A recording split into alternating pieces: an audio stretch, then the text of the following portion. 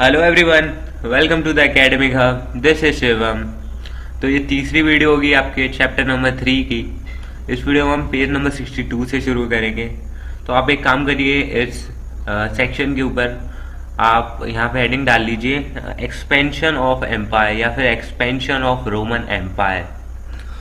तो आपको याद होगा कि लास्ट वीडियो के लास्ट सेक्शन में हमने बात करी थी कि किस तरीके से ऑगस्टस के जो सक्सेसर थे ट्राजन के जो सक्सेसर थे उन्होंने आगे चल के एम्पायर को आगे एक्सपेंड करने को एक फुलिशनेस समझा, क्योंकि ऑलरेडी उनके पास इतना वास्ट एम्पायर था कि आगे उसे एक्सपेंड करना एक मूर्खता होती। तो रोमन एम्पायर इतना वास्ट बना कैसे, ये एम्पायर इतना वास्ट बना कैसे, इसी चीज़ के बारे में हम इस सेक्शन में पढ़ेंगे आने वाले 2-3 पैराग्राफ में। तो चलिए देख लेते हैं। तो रोमन डायरेक्ट रूल जो कि ग्रेजुअली एक्सटेंड कर रहा था, ये एक बहुत बड़ी कैरेक्टरिस्टिक थी रोमन एम्पायर की। साथ ही जितनी भी डिपेंडेंट किंगडम्स थी रोमन किंगडम के आसपास, रोमन एम्पायर के साथ आसपास, वो सारी रोमन एम्पायर का पार्ट बनती जा रही थी, रोमन टेरिटरी का पार्ट बनती जा रही थी। तो पहले समझिए ये डिपेंडेंट किंगडम्स कौन सी होती हैं। तो डिपेंडेंट किंगडम्स वो होती हैं जो कि अपनी आर्मी को रोमन एम्पायर के हित में यूज़ करती हैं, रोमन एम्पायर के दिशा निर्देशों के अनुसार यूज़ करती हैं, और इसके बदले में रोमन एम्पायर ने एक इंडिविजुअल किंगडम, एक इंडिविजुअल यूनिट की तरह रहने का मौका देता है, या फिर एक इंडिविजुअल यूनिट की तरह रहने की इजाज़त देता है। ठीक है। तो जितनी भी अब डिपेंडेंट किंगडम्स थी वो तेज़ी से रोमन टेरिटरी का हिस्सा बनती जा रही थी।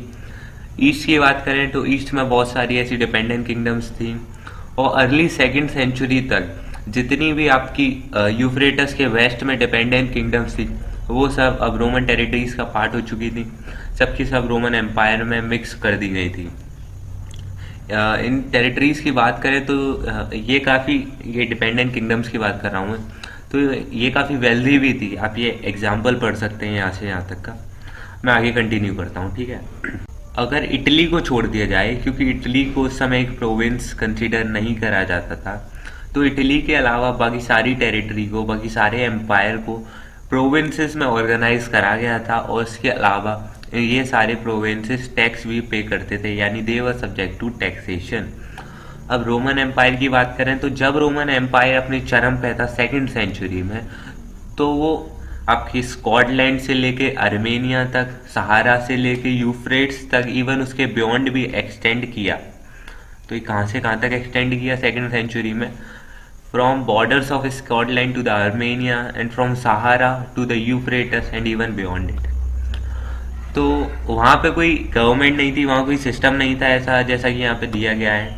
तो आपके मन में एक सवाल जरूर आया होगा कि फिर भी बिना गवर्नमेंट के वहाँ पूरा एम्पायर इतना स्मूथली, इतना बटरली कैसे फंक्शन कर रहा था। और इवन ऐसा नहीं था कि वो सिर्फ एम्पायर टेरिटरी में ही वास था, इवन उसकी पॉपुलेशन भी काफ़ी ज़्यादा थी। अगर आप बात करें मिड 2nd सेंचुरी तक उसकी पॉपुलेशन ऑलमोस्ट 60 मिलियन की हो गई थी।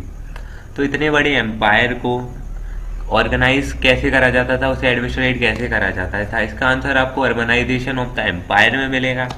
तो अर्बनाइजेशन ऑफ द एम्पायर को पढ़ने के लिए आपको कहीं दूर नहीं जाना है, अगले पैराग्राफ से ही आपका अर्बनाइजेशन ऑफ द एम्पायर चालू हो जाएगा। चाहे तो आप हेडिंग डाल लीजिए, हम शुरू करते हैं।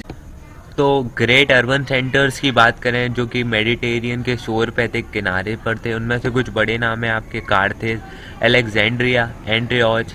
ये आपके ट्रू एग्जाम्पल हैं एक रॉयल सिस्टम के, यानी जितने भी आपके लोकल एडमिनिस्ट्रेटर्स होते थे वे सभी अर्बन सेंटर्स में ही रिसाइड करते थे, वे सभी सिटीज़ में ही रहते थे।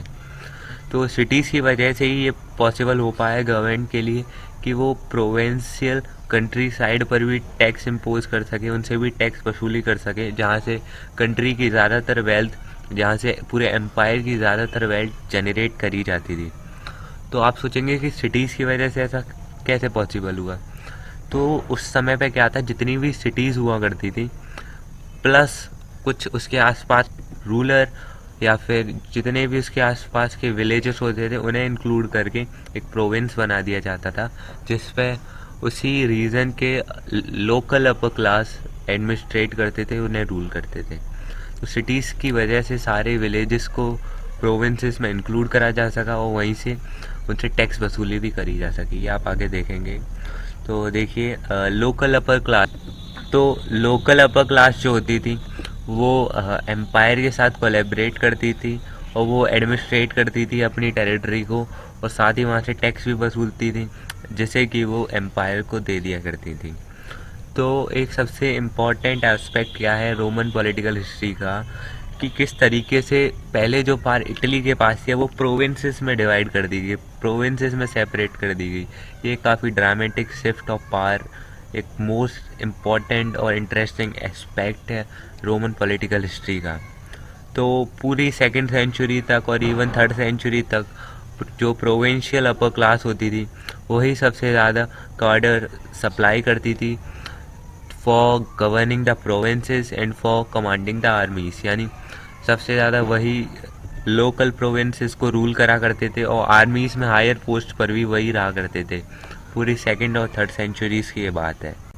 तो इस नई इमर्जिंग अपर क्लास ने एक नया एलीट सेक्शन क्रिएट करा एडमिनिस्ट्रेटर्स का और मिलिट्री कमांडर्स का, जो कि सेनेटोरियल क्लास से ज़्यादा पावरफुल थे क्योंकि इनके सर पर एम्परर का हाथ था। ये एम्परर की हर बात, छोटी बड़ी गलत सही सारी बात मानते थे। तो जब ये नई क्लास, नया ग्रुप इमर्ज कर रहा था उस समय पे आपके एम्परर थे गैलिनियस। तो ये बेसिकली 253 से 68 सेंचुरी तक रूल किए, कॉमन एरा तक रूल किए। तो इन्होंने क्या किया, इस नए ग्रुप को कंसोलिडेट किया, इन्हें इस्टेब्लिश किया, इन्हें पावर दी by excluding senators from the military command.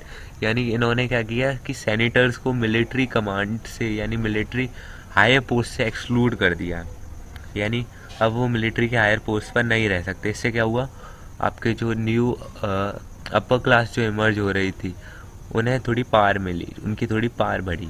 Even ऐसा भी कहा जाता है कि गैलिनियस ने उन सेनेटर्स को आर्मी में सर्व करने से बिल्कुल साफ इनकार कर दिया, यानी अब वो आर्मी की किसी भी छोटी बड़ी पोस्ट पर सर्व भी नहीं कर सकते थे, साथ के साथ वो आर्मी को भी एक्सेस नहीं कर सकते थे, एंड इवन वे आर्मी को भी सर्व नहीं कर सकते थे। तो गैलिनियस ने ऐसा क्यों किया, क्योंकि गैलिनियस को डर था कि ये कहीं पार दोबारा से इन सेनेटर्स के हाथ में ना चली जाए, तो इससे बचने के लिए गैलिनियस ने ऐसा कदम उठाया। तो चलिए नेक्स्ट पेज पर चलते हैं। तो इसे सम अप करें तो फर्स्ट सेंचुरी, सेकेंड सेंचुरी और अर्ली थर्ड सेंचुरी तक जितनी भी आर्मी कमांडर्स थे या फिर एडमिनिस्ट्रेशन के जो लोग थे वो इंक्रीजिंगली प्रोविंसेस से ही चूज़ किए जाते थे। इससे क्या हुआ, सिटीजनशिप पूरे रीजन में एक्सपेंड कर गई, यानी पूरे रीजन में फैल गई, जो कि पहले सिर्फ इटली तक कन्फाइंड थी, जो कि पहले सिर्फ इटली में ही थी। लेकिन फिर भी इटालियन ओरिजिन के लोग कंटिन्यूसली डोमिनेट करते रहे सेनेटर्स को टिल द थर्ड सेंचुरी। लेकिन उसके बाद जब सेनेटर्स मेजॉरिटी में आए तब दूसरा ट्रेंड शुरू हुआ और फिर शुरू हुआ decline of Italy in all three spheres. चाहे आप पॉलिटिकल स्फेयर पे बात करें, इकोनॉमिक स्फेयर पे बात करें, सारे स्फेयर पे इटली का डिक्लाइन हुआ और एक नई एलीट क्लास इमर्ज करी वेल्दिया और मोर अर्बनाइज पार्ट से मेडिटेरियन के। ऐसे कुछ पार्ट्स के नाम दे रखे हैं जैसे south of Spain, Africa and the east. तो रोमन्स की नज़र में एक सिटी अर्बन सेंटर तभी बनती थी जब उसके पास खुद के मजिस्ट्रेट होते थे, सिटी काउंसिल होती थी और टेरिटरी में इंक्लूड करने के लिए विलेजेस होते थे जहाँ पे उस सिटी का, उस अर्बन सेंटर का रूल चलता था। तो एक सिटी कभी भी किसी दूसरी सिटी की टेरिटरी में नहीं आ सकती थी, बट विलेजेस हमेशा किसी न किसी सिटी की टेरिटरी में ही इंक्लूड होते थे। तो आप अब समझे कि विलेजेस से टैक्स वसूल करना सिटीज़ के बनने के बाद कैसे ईजी हो गया, क्योंकि विलेजेस हमेशा किसी न किसी सिटीज़ के अंडर ही होते थे। वो इस तरीके से आइडेंटिफाई कर सकते थे कि कौन से विलेज से टैक्स लिया है, कौन सा विलेज टैक्स लेने से बचा है। इवन विलेजेस को भी अपग्रेड करके सिटीज़ का दर्जा दे दिया जाता था या फिर सिटीज़ से उनका दर्जा वापस ले लिया जाता था। ये सारी चीज़ें होती थी आपके इम्पीरियल फेवर से कि आपका क्या रिएक्शन है किंग की तरफ, आपका कि क्या लॉयल्टी है राजा की तरफ और पूरे एम्पायर की तरफ। तो एक क्रूशियल एडवांटेज सिटीज़ में रहने का क्या था कि फूड शॉर्टेज के टाइम पे, इवन फेमाइन के टाइम पर भी वहाँ पे आपके पास बेटर खाना प्रोवाइड रहता था कंट्री साइड के मुकाबले वहाँ पे आपको ज़्यादा फैसिलिटीज़ मिलती थी, खाना टाइम पर मिलता था। ठीक है, तो इस ब्लू बॉक्स को अभी छोड़ते हैं और आगे बढ़ते हैं। तो पब्लिक बाथिंग एक स्ट्राइकिंग फीचर था रोमन अर्बन लाइफ का। इवन अर्बन पॉपुलेशन भी इसे काफ़ी ज़्यादा एंजॉय करती थी। तो एक बारी क्या हुआ, एक ईरानियन रूलर ने इसे अपने स्टेट में इंट्रोड्यूस करने का सोचा। तो वहाँ के क्लर्जी लोगों के सामने उसे काफ़ी कड़े और निंदाजनक शब्दों का सामना करना पड़ा, क्योंकि वहाँ के क्लर्जी लोग मानते थे कि वाटर एक सैक्रेड, एक पवित्र एलिमेंट है और इसे पब्लिक बाथिंग के लिए यूज़ करना मतलब इसे नष्ट करने जैसा। ये थे उनके वचन या सोच। खैर, हम आगे चलते हैं। तो यहाँ पे आपका ये वाला सेक्शन ख़त्म होता है। तो इस पूरे सेक्शन में हमने शुरुआती 2-3 पैराग्राफ में टेरिटोरियल एक्सपेंशन के बारे में जाना था। उसके बाद फिर हमने अर्बनाइजेशन ऑफ रोमन एम्पायर के बारे में पढ़ा। अभी आखिरी सेक्शन है इस वीडियो का, द थर्ड सेंचुरी क्राइसिस, यानी पहली सेंचुरी दूसरी सेंचुरी तक सब कुछ अच्छा चला, अब तीसरी सेंचुरी में क्या क्राइसिस हुए उनके बारे में पढ़ेंगे। तो फर्स्ट और सेकंड सेंचुरी काफ़ी पीस का टाइम था, काफ़ी प्रॉस्पेरिटी और इकोनॉमिक एक्सपेंशन का टाइम था। बट थर्ड सेंचुरी अपने साथ लाई कुछ वॉर्स। तो 230s तक, यानी 230 CE तक रोमन एम्पायर अपने आप को कई फ्रंट्स पे लड़ता हुआ देख रहा था। ऐसा क्यों हुआ? क्योंकि ईरान में एक मोर एग्रेसिव डायनेस्टी मर्ज करी 225 में, जिनका नाम था सैसेनियंस, और मात्र 15 ही सालों में वो रैपिडली अपनी टेरिटरीज को एक्सपेंड कर रहे थे और वो यूफ्रेट्स की तरफ बढ़ रहे थे। और एक फेमस रॉक इंस्क्रिप्शन में 3 लैंग्वेजों में लिखा हुआ है, जो कि शाहपुर फर्स्ट एक ईरानियन रूलर थे, उन्होंने लिखवाया है। उसमें क्लेम किया गया है कि शाहपुर फर्स्ट ने 60,000 रोमन सोल्जर्स की आर्मी को कैप्चर किया और उन्होंने नष्ट कर दिया उस आर्मी को एंटियोच में। ईस्टर्न कैपिटल थी एंटियोच। तो जर्मन ट्राइब्स की या फिर बात करें पूरे जर्मन ट्राइबल कन्फेडरेशन ने शुरू कर दिया राइन और डैन्यूब फ्रंटियर से टेरिटरी में एंटर करना। तो ये हुआ सोने पर सुहागा, उधर ईरानियन एम्पायर के साथ फाइट, इधर ट्राइबल लोगों के साथ फाइट। और 233 से लेके 280 तक रिपीटेड इन्वेजन देखे गए पूरी लाइन पर नहीं, माफ़ करिए, से यानी पूरी लाइन ऑफ प्रोविंसेस से, जो कि ब्लैक सी से एल्स तक और सदर्न जर्मनी की तरफ से कंटिन्यूसली रोमन एम्पायर में घुसने की कोशिश करी गई। इसकी वजह से क्या हुआ, रोमन एम्पायर को डैन्यूब के बियॉन्ड बहुत सारी टेरिटरी को खाली करना पड़ा। तो 2 फ्रंट से वॉर के बारे में आपको बता चुका हूँ। तीसरे फ्रंट था रोमन एम्पायर के खुद अंदर ही। उस टाइम पे जो एम्परर रहे वे एम्परर खुद ही अंदर बारबेरियंस यानी वाइल्ड जंगली लोगों से, जंगली मानवों से लड़ने में जुटे रहे। यानी रोमन एम्पायर एक साथ 3 फ्रंट पर एक्सपोज हो चुका था। तो इन सारी लड़ाई झगड़े का सबसे बड़ा कारण था कि rapid succession of the emperors. आप इस फैक्ट से अंदाज़ा लगा सकते हैं कि 47 सालों में 47 ईयर्स में 25 एम्परर्स चेंज हो गए। तो आप समझ सकते हैं कितनी अनस्टेबिलिटी रही होगी उस पीरियड में पूरे रोमन एम्पायर में। ऑल्दो ये काफ़ी पावरफुल एम्पायर था, पर ऐसा होगा तो अनस्टेबिलिटी कहीं भी आ जाएगी। तो थर्ड सेंचुरी क्राइसिस का सबसे बड़ा फैक्टर यही था कि 25 एम्परर्स चेंज हुए आपके 47 ईयर्स में। तो इस वीडियो में यहीं तक रखते हैं। नेक्स्ट वीडियो से कंटिन्यू करेंगे जेंडर, लिटरेसी और कल्चर के साथ। Thanks for this video.